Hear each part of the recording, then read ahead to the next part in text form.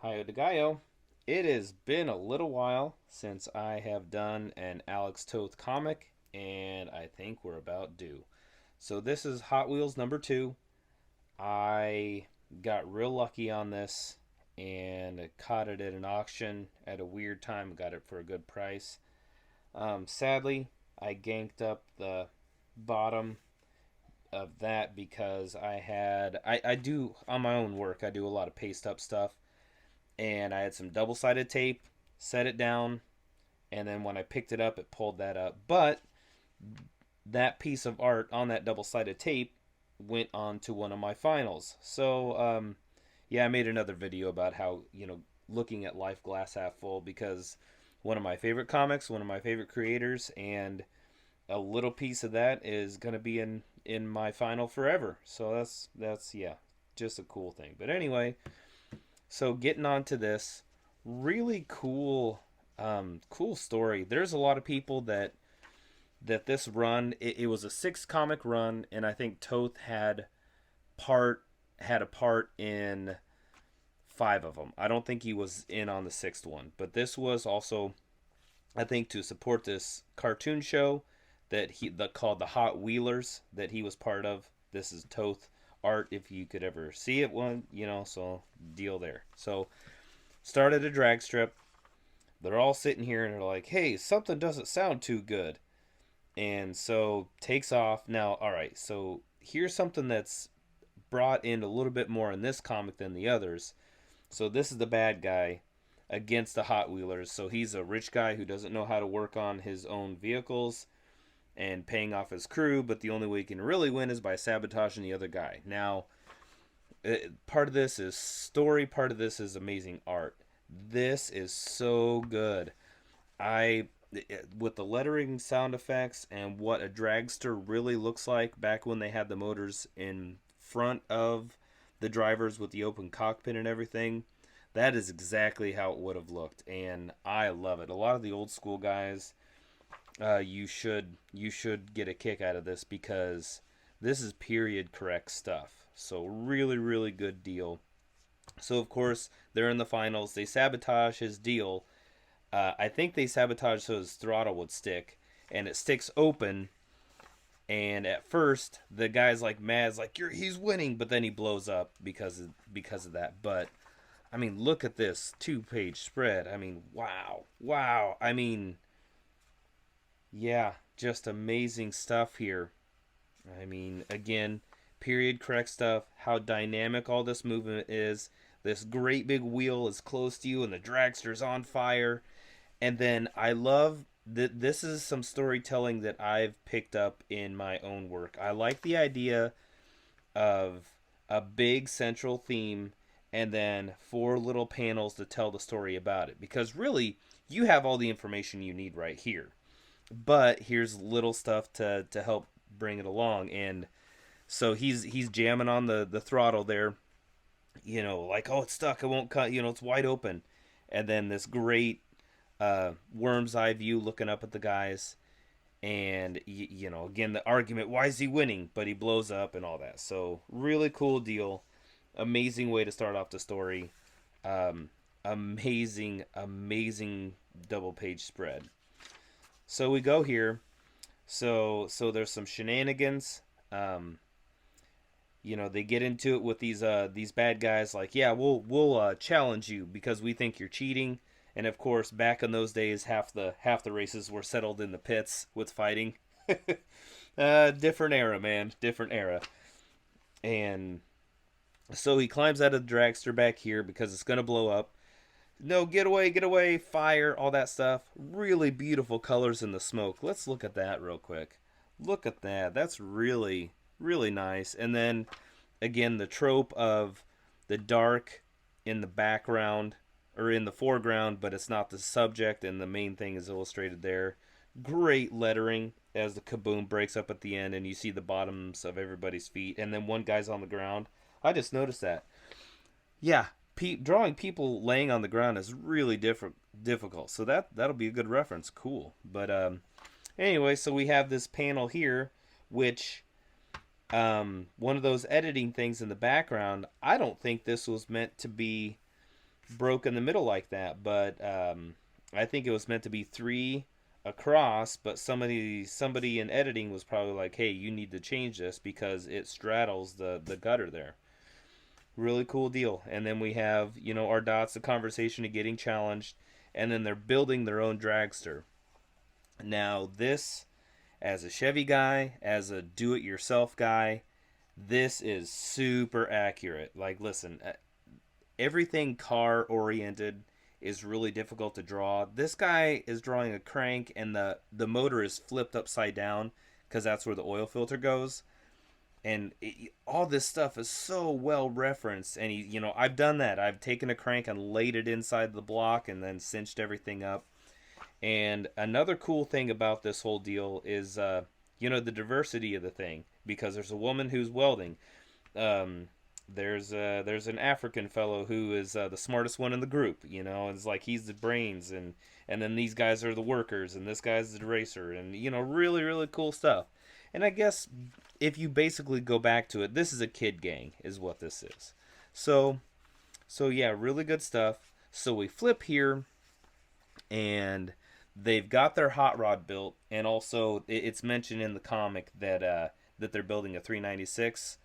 I have a couple 396 big blocks just kind of laying around that I really really badly want to build. I like we'll get into car talk here. Comics and car talk doesn't always cross over, but for me it is. So I've always wanted to build a high winding 396, like 7, 8, 9 grand. Just the idea of having that many cubes with that many R's. And also, for my experience, again, I'm a small block Chevy guy too. I like big block and small block. There is no sound like a small block whining 7, 8, 9 grand. Pretty amazing stuff. There's nothing like it. Yeah, yep. You'll have to bury me in my hot rod, bro. So anyway, here's part of the deal. Um, so they're hauling, and this is also great silhouette by Toth. So this is what it would look like. These guys back in those days hauled their dragsters on an open deal across the country. Back in those days, he probably would have had all their extra parts in the back and tools and everything. Really, really cool stuff. And also, I'm guessing, I'm guessing this is a really popular comic because they, in the middle of the comic for the bottom panel, they broke it up and put an advertisement in there. Way to go! So if, oh yes, look, this is so great. I think I bumped the camera again. This is so great. This is something in all of these called Racing Album, where they tell stories about things that have happened in the past. And I don't necessarily think Toth has drawn these, but there's several contributors to the whole comic. But just a good racing story. And then back in the days when F1 was all open wheels and open cockpit and very very dangerous. I guess Jack Keller. I don't know. That's the name I got right here. I don't know if he's the artist or writer or both, but it tells this story about these two guys who race, and it's considered one of the most exciting races in history. So really cool, just history lesson mixed in there. And then we go back to our story. So they go to the track, all that stuff. They've come in the morning, and their dragster has been stolen and replaced with something completely they didn't build. And this guy is angry enough that he bends his wrench around, which that's pretty funny. And so we go to the track, or we go, no, not even to the track. So they go, the kid gang, the Hot Wheelers, go to accuse the guy. They can't find their dragster anywhere. They up the stakes on everything. I really, Toth, it does a lot of this where basically you're sitting on the dash looking up at the character. The thing that's amazing to me is he does that a lot, but it's always a little bit different. I mean, it's easy as an artist because if you find your favorite poses, you find your favorite way of telling a story, and to get stuck in that and just kind of rinse and repeat because you're comfortable in it. Well, he has a favorite position of to aim the camera that way, but it's always different. Really, really good stuff. It's just one of those little ticks that I enjoy. And so we go to the track, and really cool deal here. They're setting the background. Other guys are racing. Other people in their crew. I guess the girl on the team, she has this bus thing on the beginning. That's her vehicle. So and also this is a funny thing. I think DC was kind of notorious for this. Um, uh, the comic book guy at my local, he was telling me how rotten DC is sometimes because the cover artist would be totally disjointed with the story on the inside because I guess especially for the Batman stuff, it would the cover would be completely different from the story inside because some weird infighting stuff, who knows. But these two don't even race each other, and yeah, it's just a funny thing.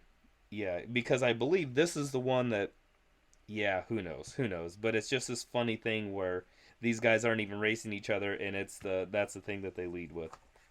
Anywho, so back to the track. They're all racing each other, and again, really good inside of the car scenes. You got, oh, roll cage inside of the car, the front post. There's the Christmas tree right there.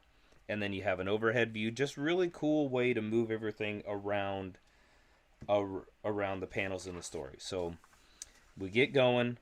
Uh, they race each other, but he's got a secret weapon. So the funny thing is he has this button in here that he calls it the JTO rocket packs, jet assisted takeoff aircraft units. Who knows what that really is? Today you would just call it nitrous.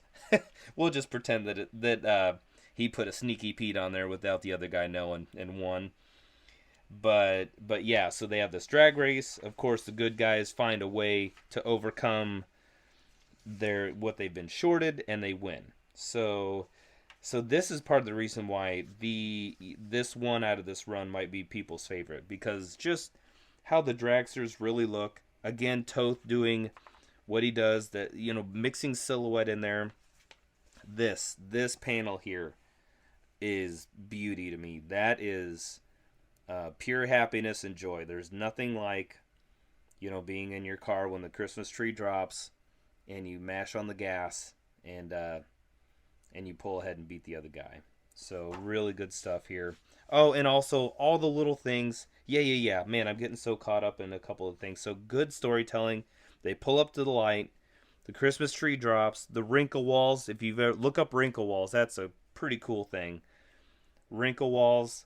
They go down the track. The bad guy's winning at first. He hits the button. Let's pretend it's nitrous and wins. And they can't figure out how they do it. Miraculously, their hot rods return the next day.